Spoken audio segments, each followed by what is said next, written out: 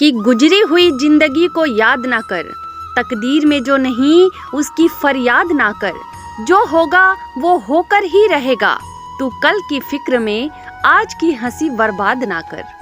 और यदि माता सत्यवती ने मुझे तुम सबको ना सौंपा होता तो मैं तुम सबको कब का त्याग चुका होता। पुत्र, तुम सभी ने जगह जगह पर बार बार मेरे श्वेत केतु का अपमान किया है।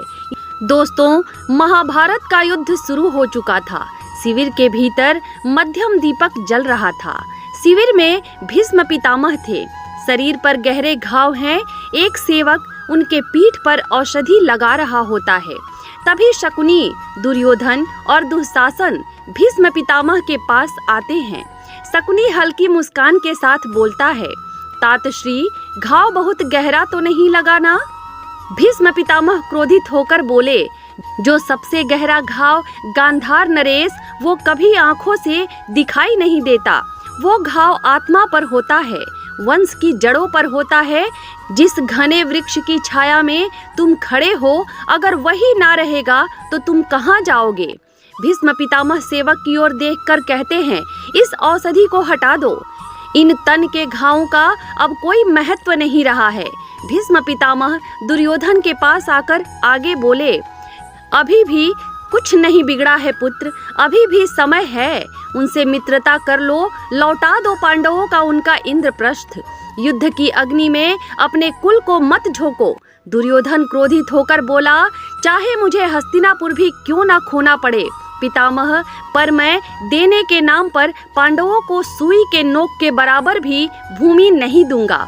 अब तो मुझे स्पष्ट दिख रहा है, आप आचार्य द्रोण और कृपाचार्य जैसे महारथी होते हुए भी मैं युद्ध हार क्यों रहा हूँ। आप इस युद्ध को जीतना नहीं चाहते, बल्कि आप लोग मुझे हारते देखना चाहते हैं। तभी शकुनी बोले, नहीं भांजे, अगर यह सब योद्धा ना होते तो तू यह युद्ध कल ही हार चुका होता। दुर्योधन गंभीर स्वर में बोला, मेरी आत्मा जानती है और मेरी पूरी सेना भी जानती है, इस युद्ध के प्रधान सेनापति के हाथों किसी भी पांडव का वध नहीं होगा, क्योंकि यह युद्ध सिर्फ शस्त्रों से नहीं बल्कि नीतियों से लड़ा जा रहा है। भीष्म बोले, कोई वृक्ष स्वयं अपनी शाखाएं नहीं काटता।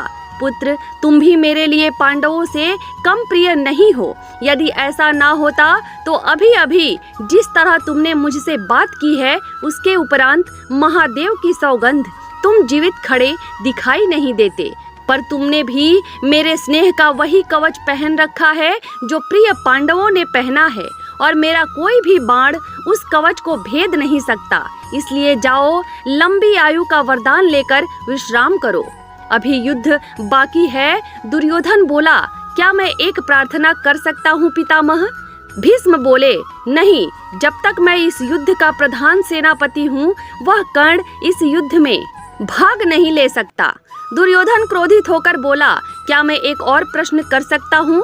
पितामह, क्या आप मुझे बताएंगे कि आप उस परशुराम शिष्य कर्ण को किस अपराध का दंड दे रहे हैं?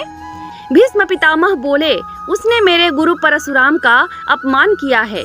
उनका कोई शिष्य असभ्य नहीं हो सकता पुत्र, और उसने भरी राजसभा में कुलवधु द्रौपदी को वैश्या कहकर उसका घोर अपमान किया। जो नर किसी नारी की मर्यादा की रक्षा ना कर सके, वह मेरे ध्वज तले युद्ध नहीं कर सकता। दुर्योधन बोला, यदि यह अपराध है पितामह, तो इस अपराध में हम सभी भागीदार हैं। यह अपराध मैंने किया है, आपने किया है, और उस सभा में उपस्थित सभी ने किया है। शकुनी बोला, तातश्री, मेरे भांजे का कहने का वह तात्पर्य नहीं था जो आप सोच रहे हैं। भीष्म पितामह क्रोधित होकर बोले, गांधार नरेश, कृपया मुझे तातश्री मत कहिए। अब इस युद्ध में इन शब्दों का कोई मोल नहीं बचा, और दुर्योधन ने अभी जो कहा है उसका वही तात्पर्य है जो मैंने समझा है। भीष्म दुर्योधन की ओर देखकर बोले, पुत्र, क्या यह दंड कम है कि मैं स्वयं तुम्हारे पक्ष में युद्ध कर रहा हूँ? मैं तुम्हारे पक्ष में खड़ा हूँ। अब जाओ, मुझे इस अपराध बोध के साथ अकेला छोड़ दो। दुर्योधन मौन रह गया। तभी दुशासन बोल पड़ता है, परंतु पितामह, तभी भीष्म दुशासन को बीच में रोकते हुए बोले, यही तो मेरा दुर्भाग्य है दुशासन। कि मैं तुम जैसे अधर्मी का पितामह हूँ, और यदि माता सत्यवती ने मुझे तुम सबको ना सौंपा होता तो मैं तुम सबको कब का त्याग चुका होता। पुत्र, तुम सभी ने जगह जगह पर बार बार मेरे श्वेत केतु का अपमान किया है। याद रखो पुत्र, मैं इस अपमान को पीकर केवल हस्तिनापुर के लिए जीवित हूँ, केवल हस्तिनापुर के लिए, नहीं तो तुम में से एक भी ऐसा नहीं है जिसके लिए कोई भी मनुष्य अपना पूरा जीवन समर्पित कर दे, कि कोई भी धर्मनिष्ठ व्यक्ति अपना जीवन अधर्म के लिए नहीं लुटाता। कुछ क्षण रुककर क्रोधित होकर दुर्योधन की ओर देखते हैं और पितामह आगे बोलते हैं कि अब मेरी निष्ठा पर भी तुम्हें विश्वास नहीं हो रहा तो जाओ, तुम किसी और को अपना प्रधान सेनापति बना लो। दुर्योधन क्रोधित स्वर में बोला कि मैं किसी और को अपना सेनापति बना लूं ताकि आप उन पांडवों के पक्ष में युद्ध कर सकें? नहीं पितामह, यह कभी नहीं हो सकता। आपका विश्वास, आपकी निष्ठा, आपकी अंतरात्मा चाहे पांडवों के पक्ष में हो, परंतु आपको युद्ध केवल मेरे पक्ष में ही करना होगा। यह कहकर दुर्योधन बिना पितामह का आशीर्वाद लिए वहां से चला जाता है। दुर्योधन के पीछे पीछे दुशासन और शकुनी पितामह को प्रणाम कर वहां से निकल जाते हैं।